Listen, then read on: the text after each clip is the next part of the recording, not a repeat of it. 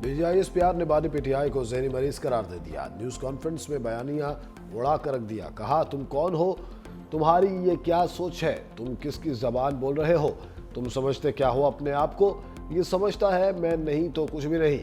इसके मनफी बयानी का खात्मा वक्त की ज़रूरत है। एक शख्स अपनी ज़ात का कैदी है, ख्वाहिशात रियासत पाकिस्तान से बढ़कर है। समझता है जो ये कह रहा है वो ठीक है, ये समझता है अगर इक़्तिदार में नहीं तो आमरीत है। तुम सबको बार बार बेवकूफ़ नहीं बना सकते। आपकी शोबदाबाजियों का वक्त ख़त्म हो चुका। इस शख्स का बयानिया रियासत और फौज के खिलाफ है। 9 मई को GHQ पर हमले करने वाले भी यही लोग थे। बगैर किसी बहाम के क्लियर करना चाहते हैं। अब किसी का बयानिया नहीं चलेगा। तारीख में पाक फौज ने किसी शख्स के बारे में ऐसे बात नहीं की। माजी में किसी सियासतदान ने ये काम नहीं किया।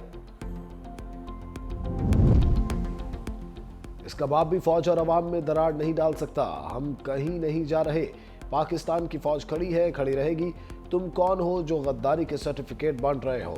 अपने आप को अकल कुल समझने वाला दूसरों को गद्दार कहता फिर रहा है।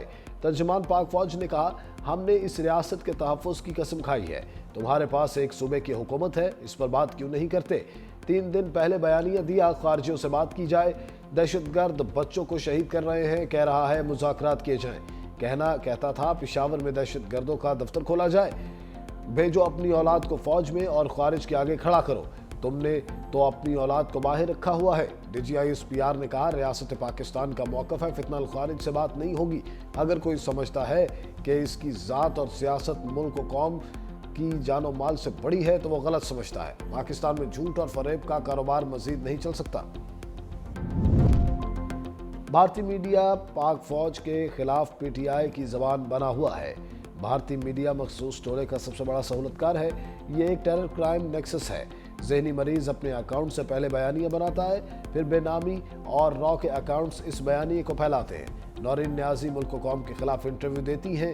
सुहेल आफरीदी की प्रेस कॉन्फ्रेंस भारतीय मीडिया दिखाता है।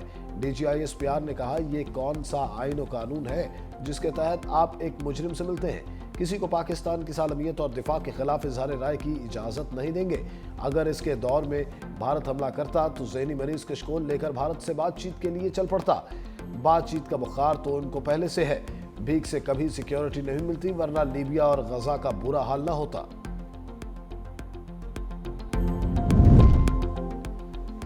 CDF के नोटिफिकेशन पर प्रोपेगेंडा किया गया। सोशल मीडिया पर झूठ का सैलाब था। अपनी मर्जी से CDF का जाली नोटिफिकेशन चलाया गया। DGISPR ने कहा, सबको चीफ ऑफ डिफेंस फोर्सेस की तैनाती मुबारकबाद देता हूं। चीफ ऑफ डिफेंस फोर्सेस के हेडक्वार्टर का आगाज हो गया। चीफ ऑफ डिफेंस फोर्सेस के हेडक्वार्टर्स का मकसद जंगी मामलात के बारे में आगाही फराहम करना है।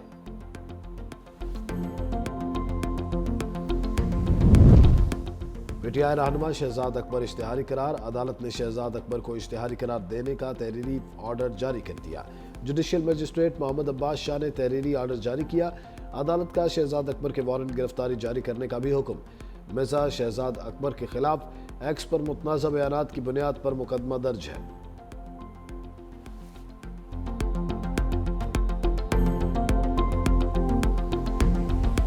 ये जो भी इसने 2 दिन पहले ट्वीट की है, इस ज़हनी मरीज ने, उस ज़हनी मरीज की ट्वीट को देखें कैसे इन्होंने ट्वीट किया। ये आपकी ट्वीट हो रही है, अब ये होती है, आप टाइम देखते जाएं कि किस टाइम पे ट्वीट होती है और कैसे उसको ट्वीट करते हैं। फिर ये उसके अकाउंट्स आते हैं बारी बारी, एक तरतीब और तवातर के साथ ये काम चल, और मिनटों में घंटों में ये काम हो रहा है।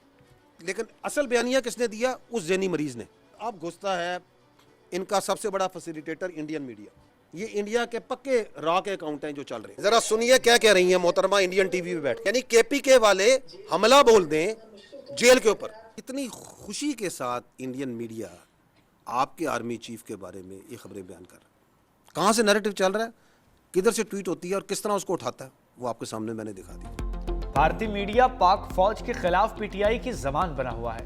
भारतीय मीडिया मखसूस टोले का सबसे बड़ा सहूलतकार है। ये एक टेरर क्राइम नेक्सस है। ज़हनी मरीज अपने अकाउंट से पहले बयानिया बनाता है, फिर बेनामी और रॉ के अकाउंट्स इस बयानिए को फैलाते हैं। नौरीन न्याजी मुल्क व कौम के खिलाफ इंटरव्यू देती हैं। सुहेल आफरीदी की प्रेस कॉन्फ्रेंस भारतीय मीडिया दिखाता है। DGISPR ने कहा, यह कौन सा आईन व कानून है जिसके तहत आप एक मुजरिम से मिलते हैं? किसी को पाकिस्तान की सालमियत और दिफा के खिलाफ इजहार राय की इजाज़त नहीं देंगे। अगर इसके दौर में भारत हमला करता तो ज़हनी मरीज कशकोल लेकर भारत से बातचीत के लिए चल पड़ता। बातचीत का बुखार तो उनको पहले से है, भीख से कभी सिक्योरिटी नहीं मिलती, वरना लीबिया और गजा का बुरा हाल ना होता। तो बड़े वसूख से बताते थे, उनके ख्याल में तो एनएसए भी लग चुका था, उनके ख्याल में तो सीडीएफ की अपॉइंटमेंट लेटर भी नहीं होना था, उनके कागजों में तो वाइस चीफ आर्मी स्टाफ लग चुका था। अभी पूछे न क्यों नहीं लगा। हर 10 मिनट 15 मिनट घंटे बाद कोई उधर बैठा वीलॉग कर रहा है, ये हो गया फलाना हो गया, ये अभी प्रमोट हो गया है। तो यार तुम्हें क्या ऑब्सेशन है फौज के साथ? हमारे पास एक सूबे की हुकूमत है, उसके बारे में क्यों नहीं बात करते? उसकी गवर्नेंस के बारे में क्यों नहीं बात करते? हमारी सुई क्यों इस फौज में फंसी हुई है? क्योंकि तुम्हारा पूरा बयानिया इस फौज के ऊपर है। बार बार तुम्हें कह रहे हैं कि हमें अपनी सियासत दूर रखो। इधर पाकिस्तान की फौज में कोई वाकया हो जाए, कुछ हो जाए, ये इस तरह पढ़ते हैं जैसे जोनसन ने पता नहीं क्या हो गया। सीडीएफ के नोटिफिकेशन पर प्रोपेगेंडा किया गया, सोशल मीडिया पर झूठ का सैलाब था, अपनी मर्जी से सीडीएफ का जाली नोटिफिकेशन चलाया गया। डीजीएसपीआर ने कहा, सबको चीफ ऑफ डिफेंस फोर्सेस की तैनाती की मुबारकबाद देता हूं। चीफ ऑफ डिफेंस फोर्सेस के हेडक्वार्टर्स का आगाज हो गया। चीफ ऑफ डिफेंस फोर्सेस के हेडक्वार्टर्स का मकसद जंगी मामलात के बारे में आगाही फराहम करना है।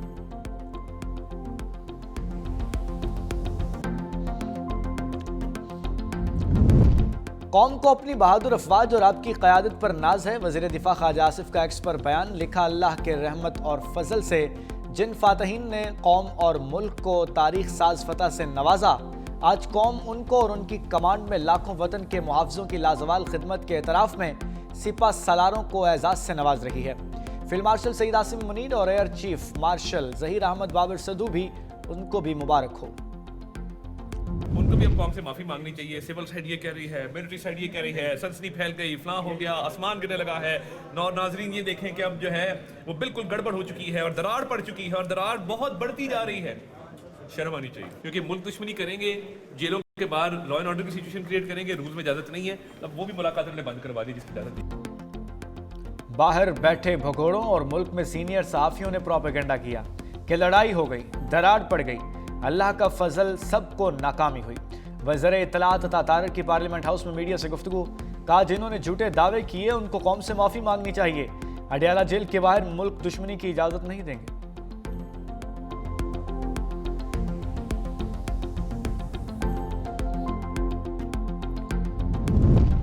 कहा था रियासत मुल्क दुश्मनों को खुद जवाब देगी। रियासत ने वाज़े तौर पर बता दिया, जो भी दुश्मन का बयानिया लेकर चल रहे हैं वो गद्दारी के जुमरे में है।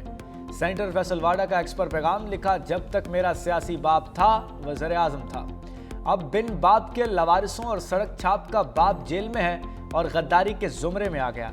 सीधी और आसान जबान में रियासत ने दुश्मन, दहशतगर्द और मुल्क को अदम में इस्तेहकाम पहुंचाने वालों को गद्दार डिक्लेयर किया है।